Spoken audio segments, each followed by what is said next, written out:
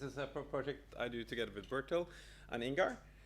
And the data came in, I'm not even sure if all the data are in, so it's still, but we almost have all the data.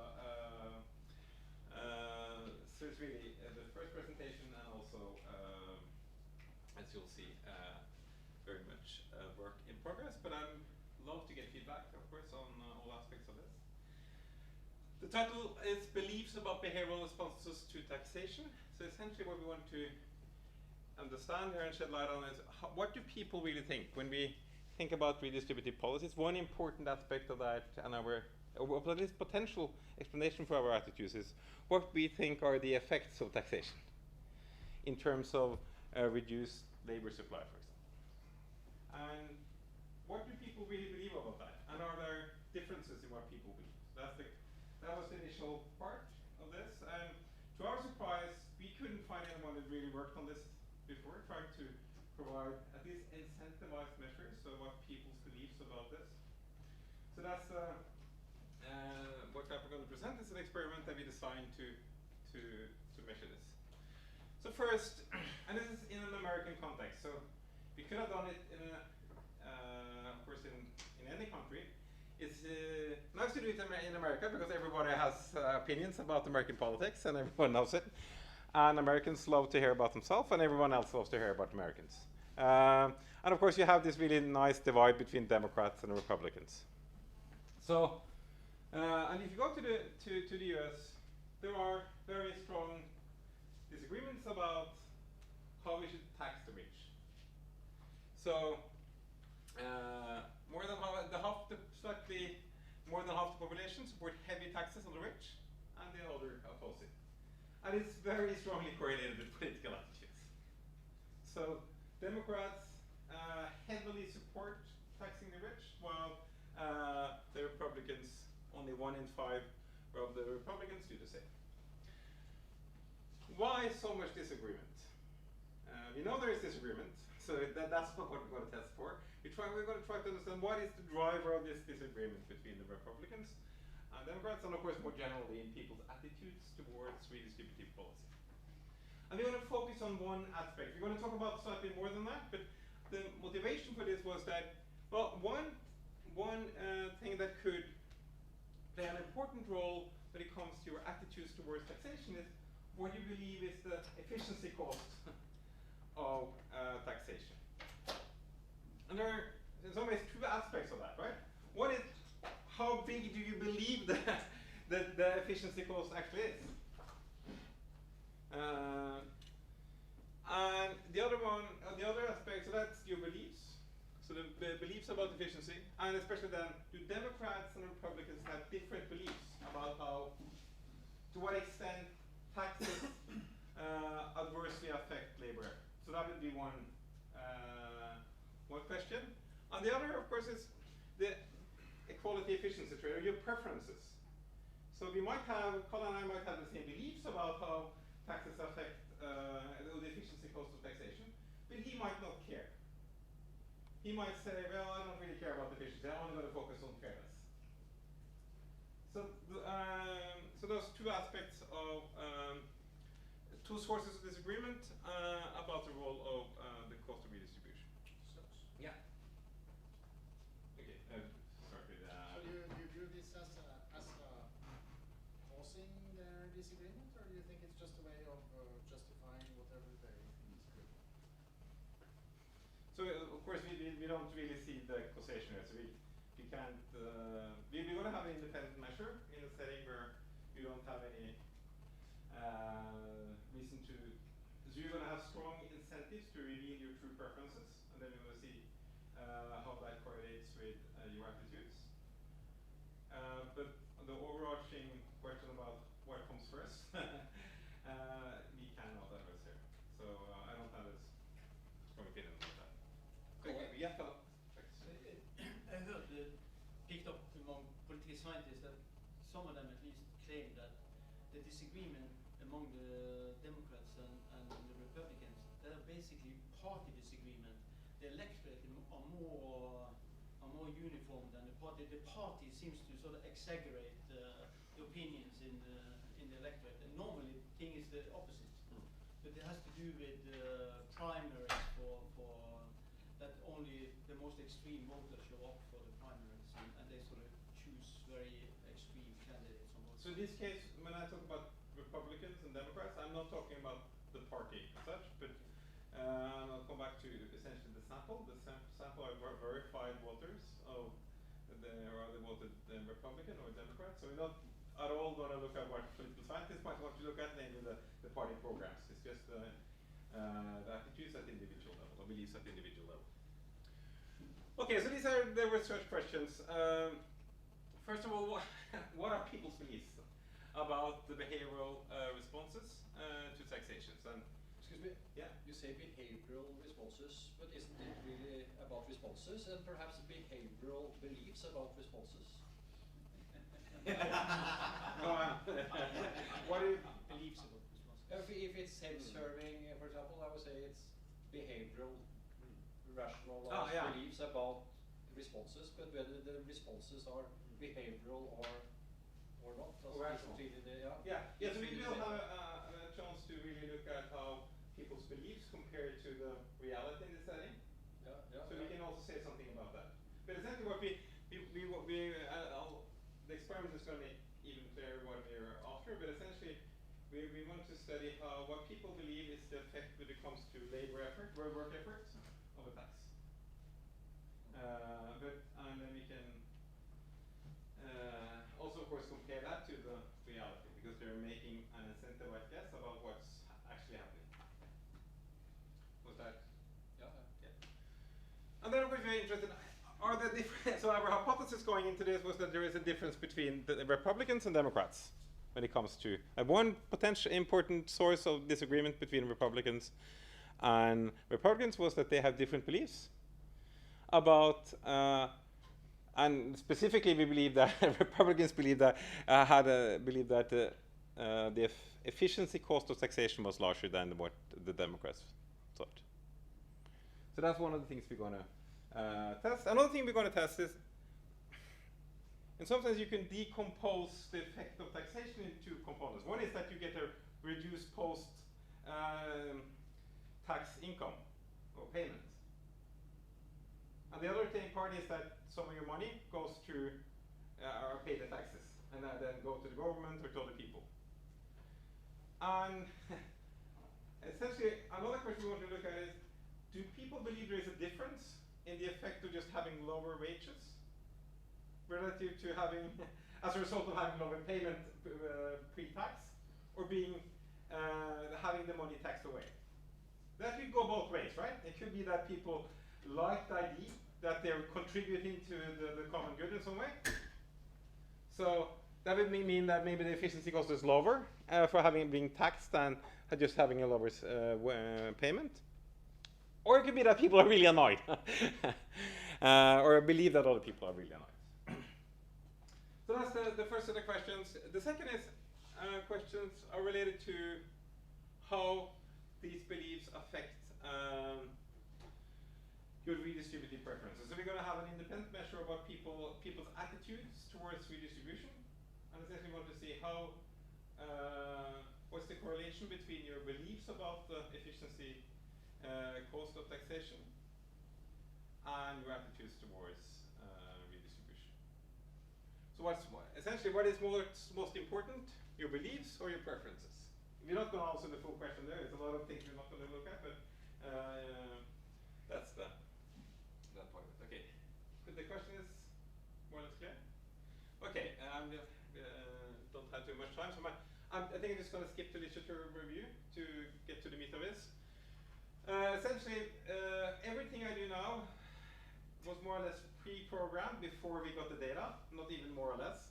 We wrote a very careful pre-plan, and Ingar essentially programmed exactly how we're going to analyze the data in line with the pre-plan. So we haven't come up with anything new since we got the data, and we just more or less, or he pushed the button, and all the tables and figures you're going to see are just generated in line with the pre-plan. So we might, quite sure we're going to do more stuff when we start working more with it, but this is what you're going to see today. Just for those of you who are especially maybe social scientists who don't use pre-plans. So this is a big thing currently for, especially for economists, that you write down essentially your hypothesis and your empirical strategy carefully before you. It has a lot of advantages. I mean, you avoid a lot of issues with multiple hypothesis testing, but also it's really useful with as a tool to kind of think through what you're going to do. So we had a great process writing down that plan.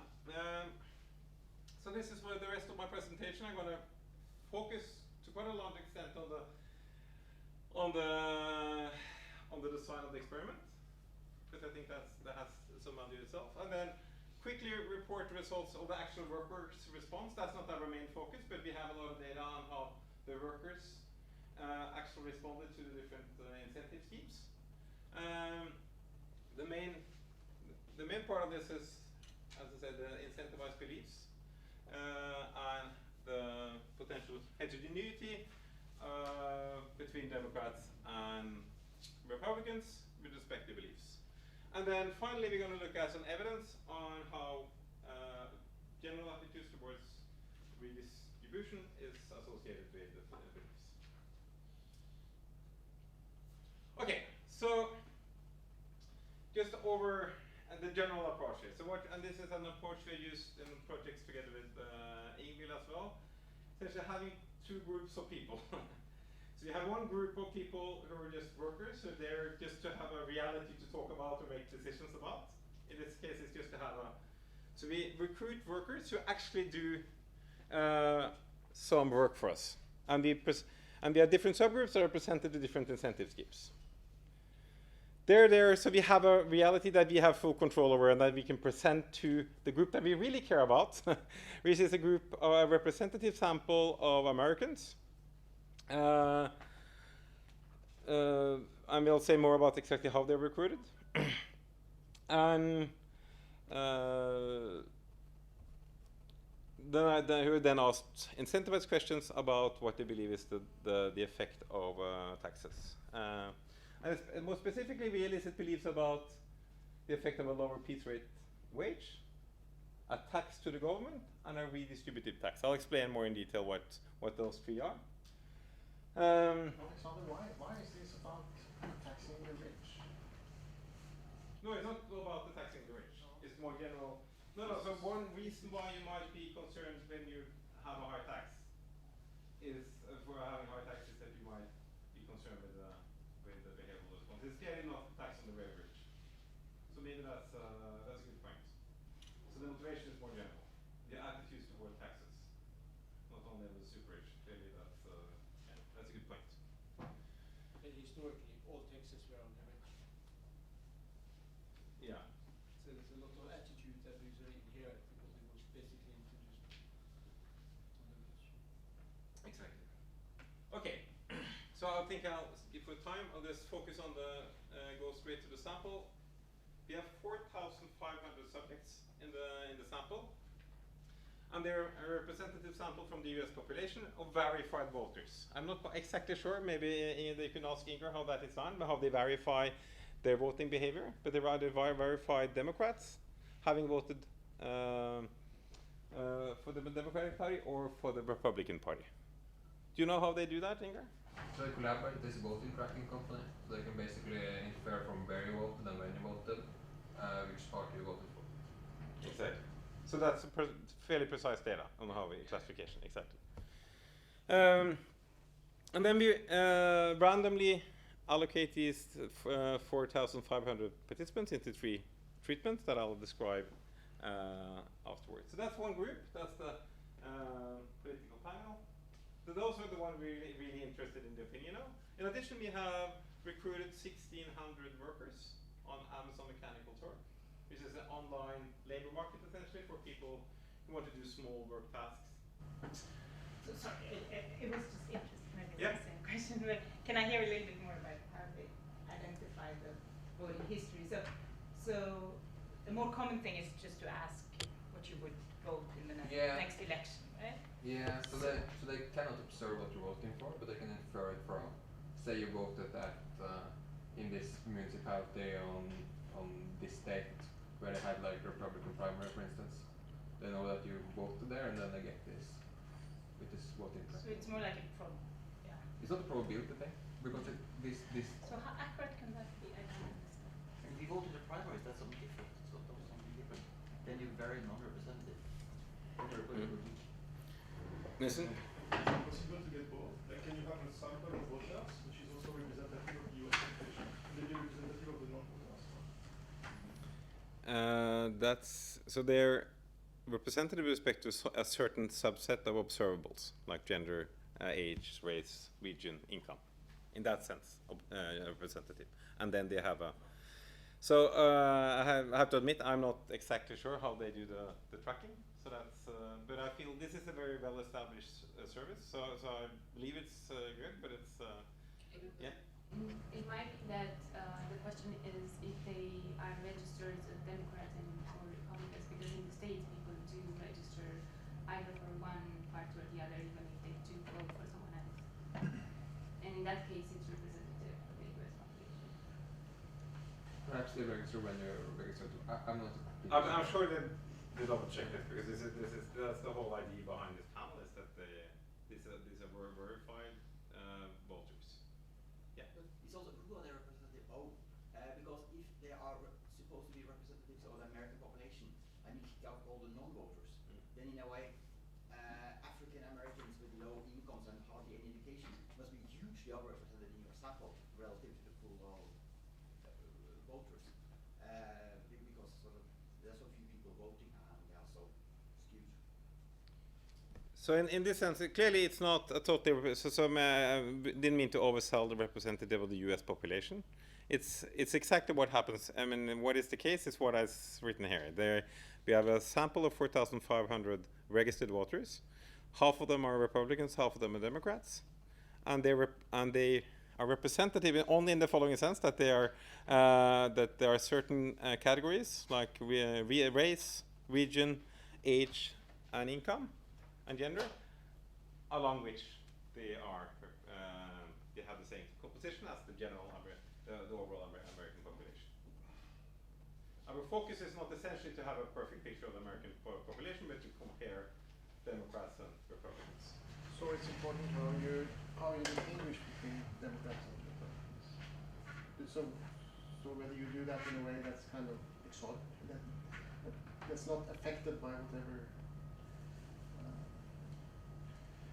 you. Yeah. Maybe it's easier when you show. Let's move on and see. You'll see when you see the data. Maybe you're not, but wouldn't be that interested in it anymore.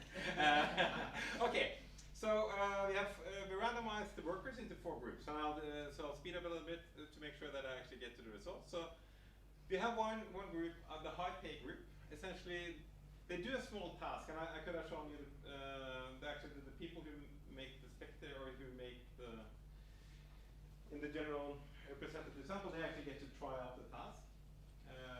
You have to click off some numbers, and they have to do that essentially work on this for an hour.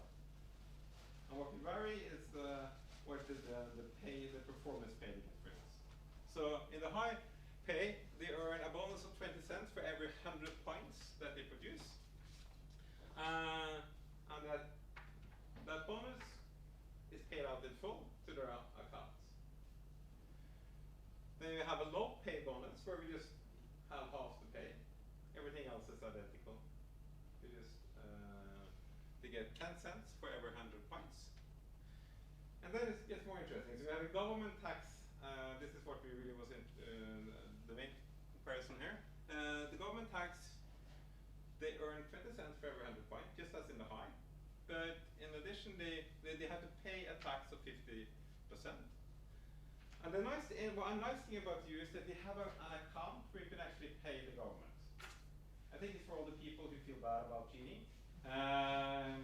So you can actually transfer the money to the federal government. And that's what we do. So that's what the tax will be passed on to the US federal government for general use, and the rest of the bonus earnings will be paid out to your accounts. So this is, in the redistributive tax, there's a slightly more complex thing, but it's essentially we wanted to differentiate between a tax that is since it's just purely redistributive, and we know that there are actually other people who get that money, and when that kind of goes into the federal coffer. So in this tax, again, in this setting, you earn a bonus of 20 cents for every 100 points you produce. On your bonus, you have to pay a tax of 50%. They have recruited 399 others to do the same task as you, in the same treatment. They will earn the same bonus as you for every 100 points they produce, and they also have to pay the same tax. The tax revenues will be shared equally among all of you. The following will be paid out to your account: your bonus earning minus what you pay in tax, plus your share of the tax revenues. So each worker, each of the 1,600 workers, were placed in one of these treatments and decided how hard to work essentially during that hour. Okay, this is essentially how the workers responded to the incentives. So these are the average number of points in each treatment. So they produced a little bit more than 3,000 points when they got the high pay. And it fell to a little bit more than 2,700 for low pay. So it fell by about 10%. And as you see, in some sense, this is very much in line with standard economic theory. People only care about, they don't differentiate between whether or not the money goes to the government or goes to anyone else. There's no difference between low pay. If you get the low post-tax pay, just because there was a low pre-tax pay, or because you were taxed, or because the tax money is given to the other workers. Okay. What do people believe about this? That's the key of this. Any guesses, by the way?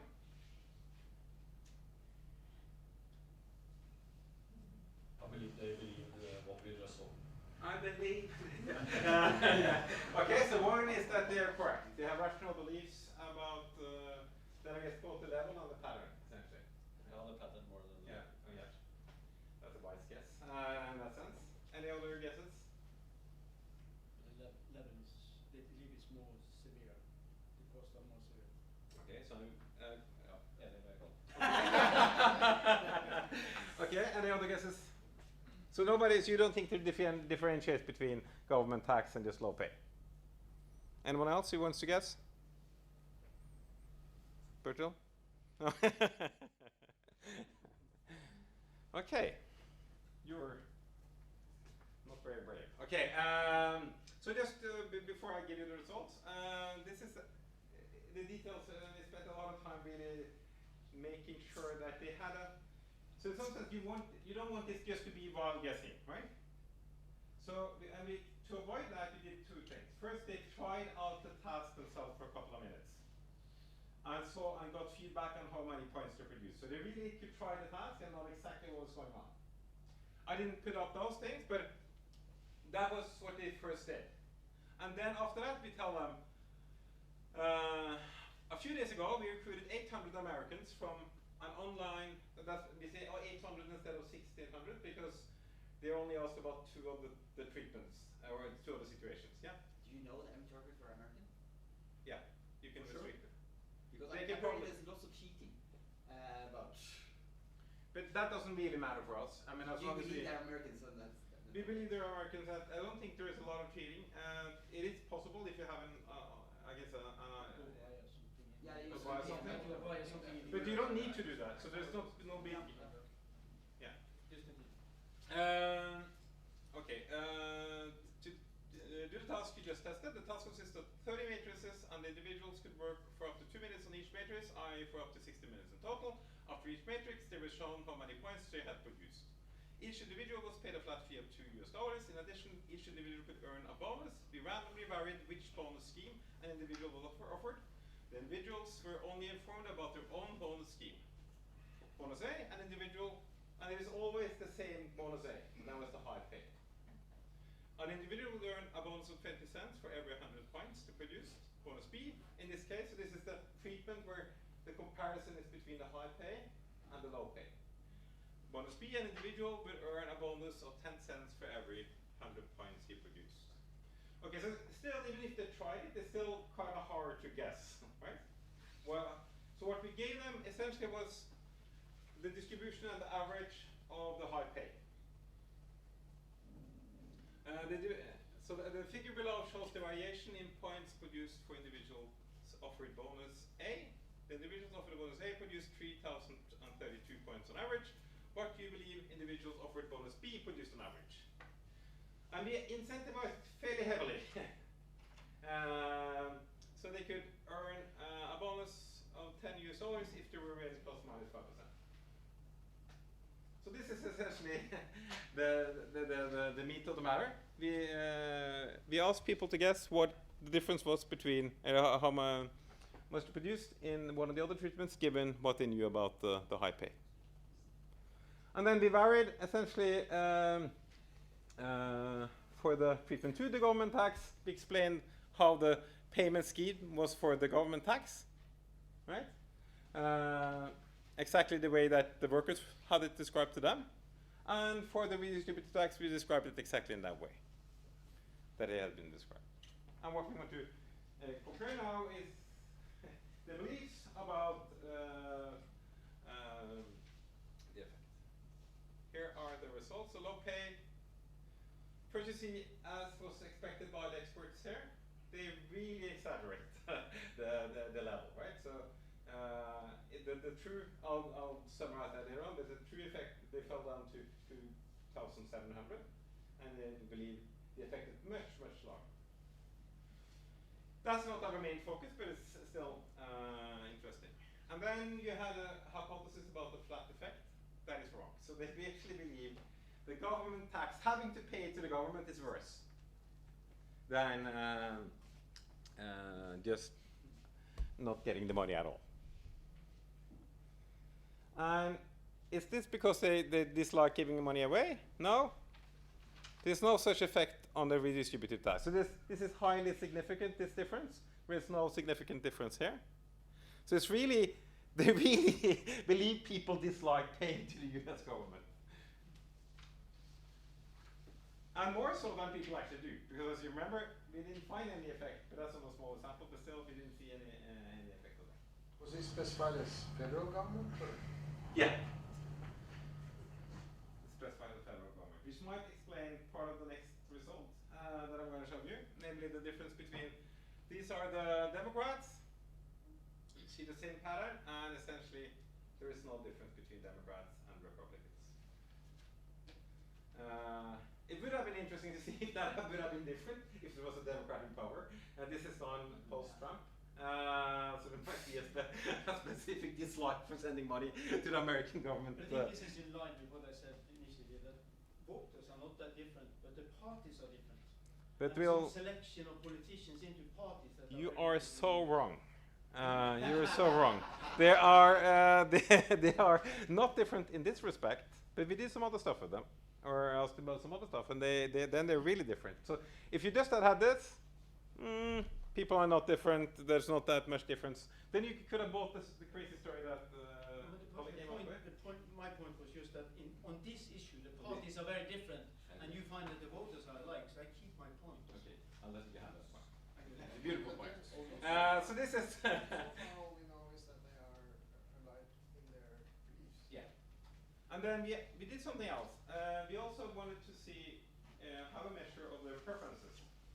Essentially what we did was we presented them with a real situation again, where two people had worked. One person had randomly been given a high bonus of 7, and another randomly, so this is the sign we used with Ingar before as well. One person received a bonus of 1. But they did the same thing. So essentially, fairness would say you should equalize. And then we asked them, do you want to equalize when there is a cost of equalization? And this is just comparing the beliefs versus actual. So they're wrong both with respect to the levels and with respect to the pattern. So this is the efficiency equity trade-off experiment. Again, it's incentivized in the sense that they don't get money themselves, but they're making a real decision for someone else. And they could then choose to keep a distribution 7, one person gets 7, another gets 1, or they could transfer, but for each dollar they transfer, $1 is lost. There's a really heavy cost of redistribution. And essentially that becomes our measure of, so if we look at the fraction of people who then transfer, decide to equalize, or to transfer money. And we see here a huge difference between Democrats and Republicans. So this is with the Democrats being much more, having a much higher fraction who are willing to redistribute income instead. Okay? So we do find some differences. We also asked them about, and this is, I think I'm going to make it actually more or less exactly on time. To have a, so essentially we want to see the association between beliefs, even if there is no political beliefs, a difference between the political parties, it could be an association, right? Between the attitudes, between your beliefs about the cost of redistribution and your attitudes towards redistribution in society.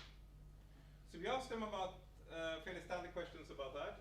Where would you rate yourself on a scale from 1 to 10, where 1 means I think a society should aim to equalize incomes, and 10 means I think a society should not aim to equalize incomes. And Democrats and Republicans are very different on this question. Clearly, it's an enormous difference in the average score. So Democrats are much more willing to say that they're, so they have just turned around the scale, by the way. Yeah. So I think the big difference that between Republicans and Democrats in their attitude, I think, is that Republican thinks that what the U.S. government does, the government does outside the country, all kinds of imperialism, that's correct, that's the right thing, we are willing to fund that. But everything the government does inside the country, that's completely wrong. We don't want to fund that. This is inside the country, we don't want to fund that. Because then the government should not intervene at all. But the first question when you come to taxes and so on, they're very willing to pay taxes as long as they can destroy the lives of others. But I'm halfway joking, but halfway serious, because I think that's a big dividing line between the voters, and in addition to religious questions, of course. Exactly. So but at least we see this huge difference. The final thing we then do is just to say, because we have a measure about of beliefs, in what you believe is the efficiency cost of taxation. Alexander, we started like 10 minutes late, so you will have an Yeah, extra okay. 5 relative to the clock. So Uh, another 6 from now. Thanks. And we also have measures of the amount redistributed in this efficiency equity trade-off. And essentially, what we see here, both for this is the belief in the low tax, essentially just the belief that you just having a lower, what is the effect of just having a lower income or payment, independent of taxes? No effect. No effect on the interaction when you look at, or you look at the additional effects of what you believe about government tax and redistributive tax. So beliefs doesn't seem to explain much of your attitude towards redistribution, or beliefs. I'm sure some beliefs, but beliefs about the efficiency cost does not seem to be important for explaining attitudes to redistribution. Which is, I have to admit, this is somewhat surprising for us. We have always believed that preferences are more important than beliefs, but it actually would be but this effect is, I think, is quite striking. Especially because you see this, which you think about as a measure of your preferences. You say beliefs about efficiency cost, but you're not really sure that this is efficient in the first place. Thing that they are doing. No, it's okay. So maybe that's so it's just we never use that word in wording when we present it to the word. So we essentially what we talk about is the effect on work effort of taxation. So the wedge, perhaps. I think it's clearly related to the efficiency cost because but it's but then maybe that's just wrong wording. But you see a very strong effect of amount redistributed in the and of course political party. Yeah. Yeah, I'm just wondering how much is it Trump effect that you don't find this difference, and how much would the finding carry over to kind of other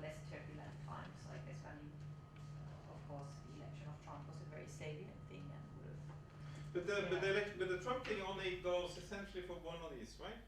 That would be the additional effect of the government tax.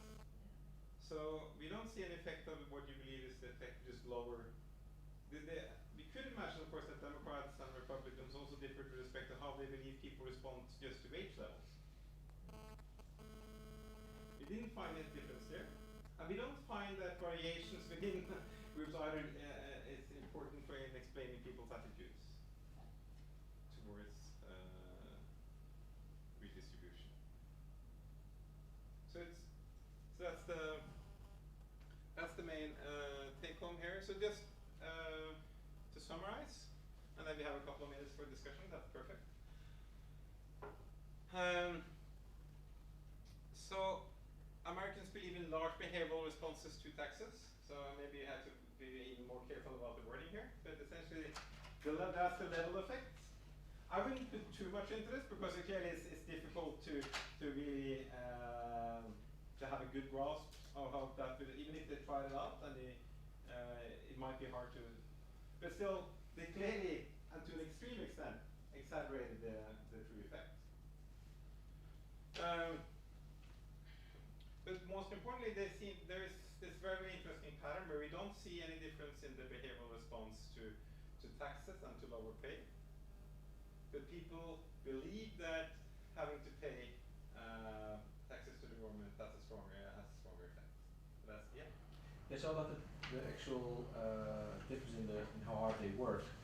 So could that also be a little bit of an artifact of the task that there's a level you can work at where you're very motivated for the high pay, and then anything else is somehow some kind of medium work level that's good for this task, whereas maybe for more precision tasks you would find more differences. So this is something we're a little bit concerned about, how people, that's why actually we included in the question this distribution, right? Yeah. To show people, it's not like you kind of reached a threshold where everyone is in a corner, right? So in some sense it's really hard to show people a distribution, but I think in this case it was really important, because otherwise you could have had beliefs about people either doing the task or not doing the task, or that everyone was in the kind of at the corner, solving all the tasks. But when you show the distribution, I think it's very hard for people to have that opinion. True, although it will still be that each person has two modes, but yeah. It could, but then I think it is much harder to tell that story.